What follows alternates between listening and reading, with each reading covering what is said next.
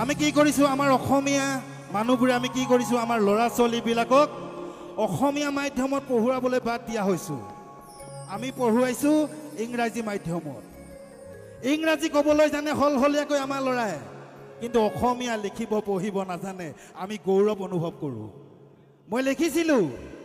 অসমীয়া লিখা পঢ়া নজনাতো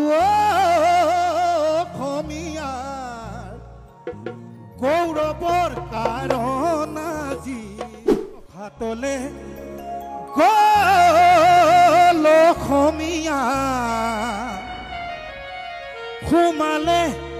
বাংলাদেশী বিকৃত হৈ গ'ল অসমীয়া অসমৰে ভাষা সংস্কৃতি আমি কি কৰিছো আমাৰ অসমীয়া মানুহবোৰে আমি কি কৰিছো আমাৰ ল'ৰা ছোৱালীবিলাকক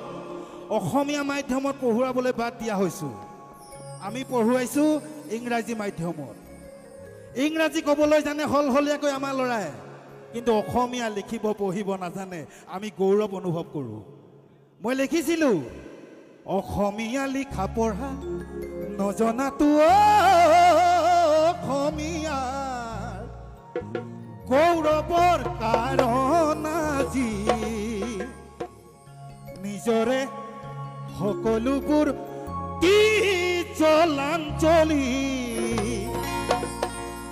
বাচি থাকিব জানো এটা জাতি হয় নহয় মই সেইকাৰণেই